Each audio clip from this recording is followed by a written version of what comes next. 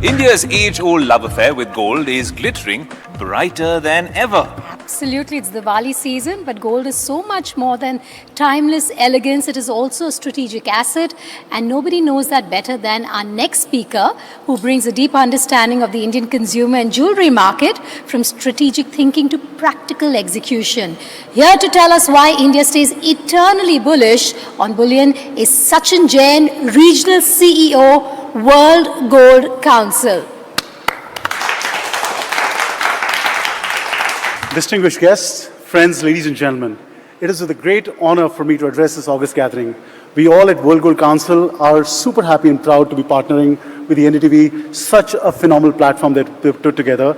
And as we get into divulging the future of our nation, and as the title says, a flux, some things that's unknown, I'd welcome you all to this conversation where gold has been that anchor that's put everything in place. Gold has been that anchor that's performed timelessness over the years.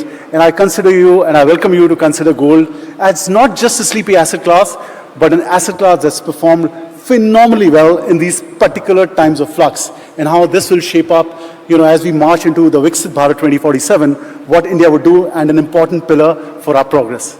I'll start by sharing with you what do we do at World Gold Council. We at World Gold Council understand gold. We at World Gold Council are experts in gold. We are at the forefront of the global gold industry. We work with the entire value chain of gold, right from mining to refining to retailing, bullion trade, financial markets, policymakers, futurists, all of that element with the whole one focus to bring in transparency and confidence in this asset class that's transforming the world. Through our continuous efforts on marketing, on consumer research, we build up core infrastructures that are ready for future development, and we shape the world of gold, as I said, built on confidence and trust. In time and millennia, as we go back, gold has performed as the most important and unmovable hedge. We have witnessed gold stories of gold in kingdoms, in treasuries, in temples, through families, and it's going on from that long. But in today's time of flux, in today's time what's happening around the world, the role of gold cannot be undefeated. The fact is that gold is really, what we call internally, is gold is behaving like the new gold. And I'd like to dwell a little more things around that. But historically, it's been phenomenal. As you go forward and we look at India, in India, gold has been part of the social fabric. All of us consume gold. We don't have to be in any particular economic strata or any geographical strata. We all consume gold.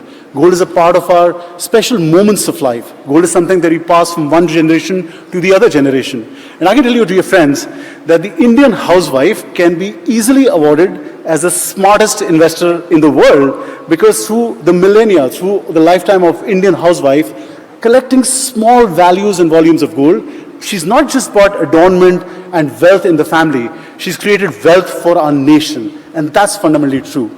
Now, let's look at what's happening in gold today. As you might have heard, and as World Gold Council, we get a lot of conversations around what's happening in gold today and what's going on.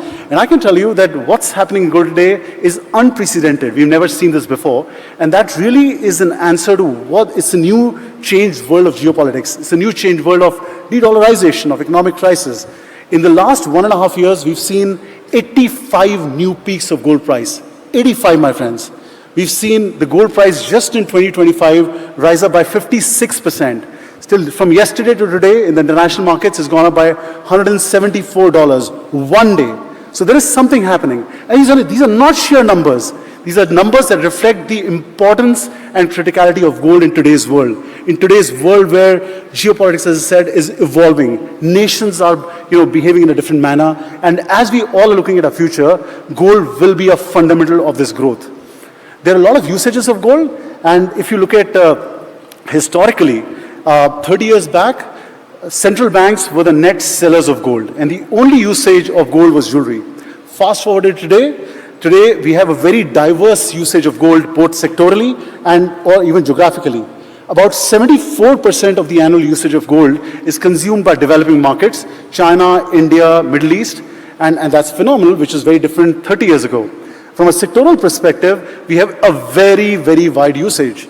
About 20% of annual consumption comes from central banks and nations who are making strength with gold. About 40% of gold consumption comes from investment demand. About 33% of consumption comes from jewelry. And about 7% of it comes from technology. I mean, all your phones that, ladies and gentlemen, that are using will have small bits of gold.